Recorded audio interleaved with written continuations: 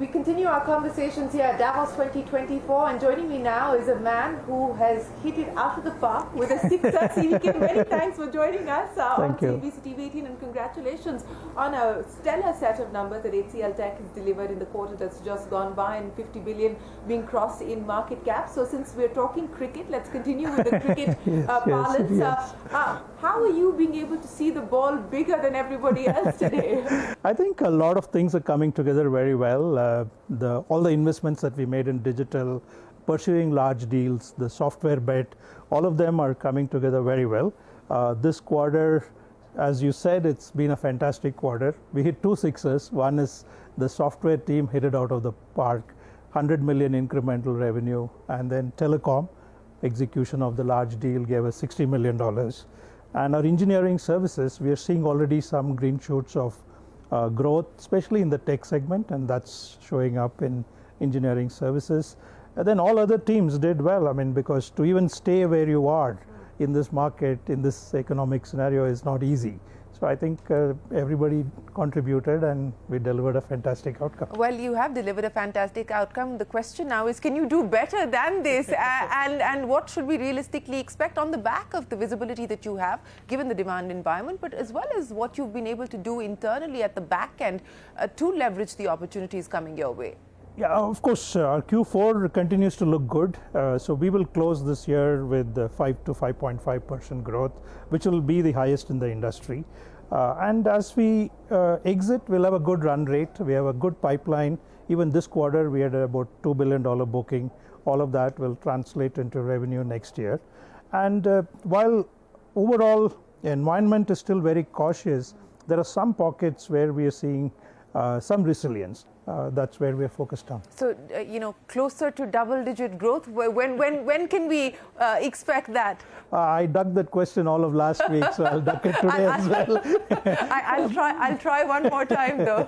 I mean, it's a little early to call out what the next year will look like, and we're in the planning cycle, so we'll let you know in April. Since you're talking about being in the planning cycle, and the buzz here, of course, is on AI and what every company is doing to try and leverage the opportunity, what does it realistically mean for you at this point in time today? How are you seeing it play out as far as your growth strategy is concerned? Yeah, AI, Gen AI, I mean, Shireen, tech industry is very much like a fashion industry, right? You had cloud, you had digital, you have AI, now Gen AI. So this is the fashion. And everybody is jumping onto it. The cycles hopefully last a bit longer than the fashion industry. I think what's happening is Gen AI is going to be the tip of the arrow. I think it can open up a lot of opportunities. It can kind of open up the client's mind with the art of the possible. And if we can kind of guide them in the right direction, the Gen AI opportunities itself will be small, but the surrounding spend, whether it is sorting out all your data infrastructure, your cloud, your security, all of that is where the biggest spend is going to be. And all of this areas we have invested, we have good capabilities. So now we are really leading with a Gen AI consulting approach, which will lead us to a lot more downstream revenue as these programs scale up. Okay, so what could that potentially mean when you talk about downstream revenue?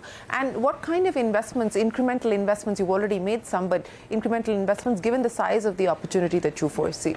See, I think the next set of discretionary spend is going to be around Gen AI. So I think some of the spend on application modernization would moderate, but a lot of that will come in exploiting AI and Gen AI. So we continue to invest. We've created a big lab infrastructure in London, and it's expanding into 4 more locations. It's not going to be all in hyperscaler infrastructure.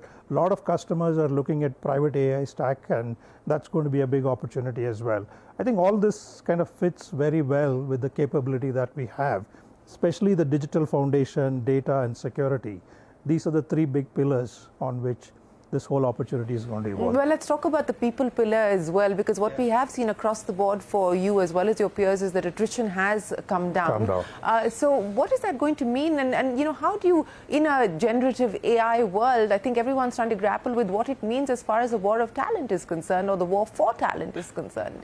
The only good thing is you can get a lot of young people to do some amazing work in Gen AI, right? You don't need a lot of experienced talent. Like we've hired a few PhDs from some of the universities, and they're just doing an outstanding job.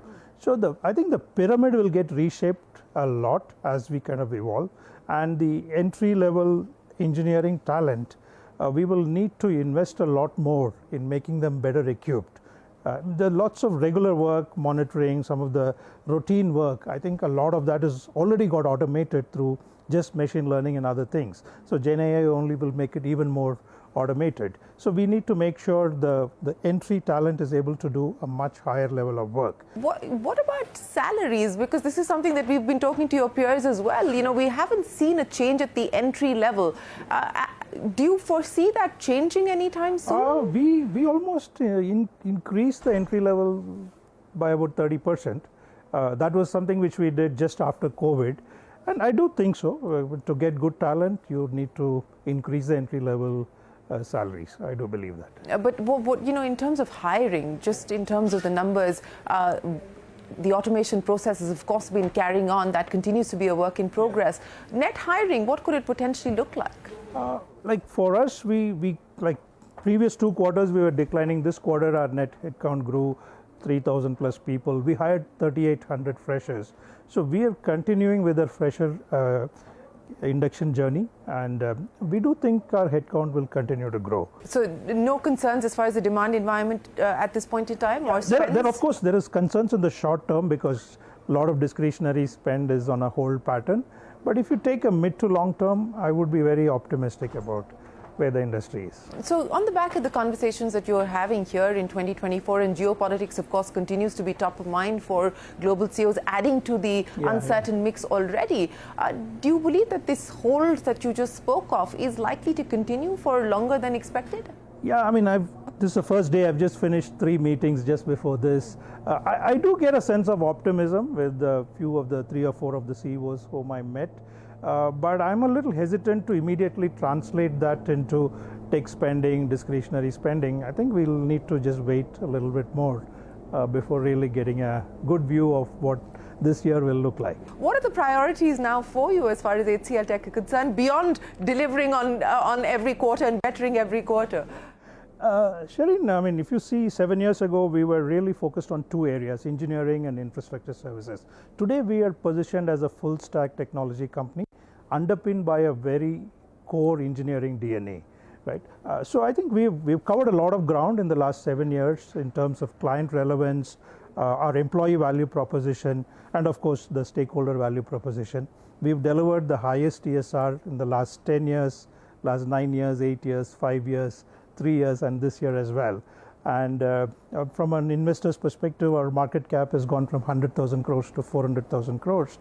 But I still believe there is a lot more value creation possible, right? And the whole engineering DNA that we have today, every industry, we see a convergence of IT, OT, and engineering.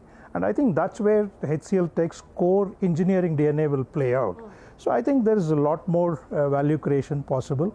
We are going to pivot our value proposition around engineering DNA, and I think that's resonating extremely well. But what's been the biggest learning for you, CVK, as you've led HCLTech and delivered the kind of performance that you have? I think the most important thing is really carry the people with you, right? We've had an exceptionally stable leadership team.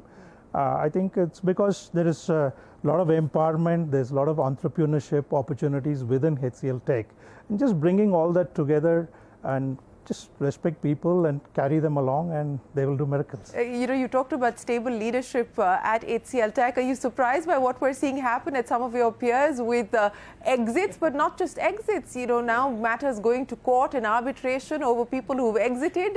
Has it surprised you? No, I'll reserve my comments. It's I thought I'll try I'm of course surprised. Yeah. I mean, I think As an industry, we had pretty stable leadership for a long time. It seems to be rocking in several of other peers, but we're happy to be in a good spot. So priority for 2024 before I let you go? Growth. The one risk to that? I think it's just the macros, I think. Yeah, just macros need to improve. A little more client confidence needs to come up. And we're already seeing something. While it is not changed in any meaningful way from last few months to now. But as this year is showing a lot of optimism, now will it really translate to some outcomes? This is a wait and watch. You know, and finally, before I let you go, I also want to understand from you on how you've built out your equation with Roshni as chairperson, and you know the alignment between the board's vision, as well as the management's execution strategy. Yeah, I mean, we've also had a very stable board. I mean, most of them have spent 10 plus years. They've been very excellent in really, I mean, many of them have run businesses, so they really understand what a CEO goes through. So they've been very, very supportive in enabling the journey. And Roshni has been amazingly helpful. She brings in a very different set of strengths, and so I think all of that works very well for us. Well, CVK, we wish you the very best of luck and look forward to speaking to you, and wish you all the best with your next set of targets. Appreciate you joining us here on CNBC-TV18. Thanks very much for your time. We are going to take a break here on CNBC-TV18. The conversations will continue. Don't go anywhere. We're back in a moment with more.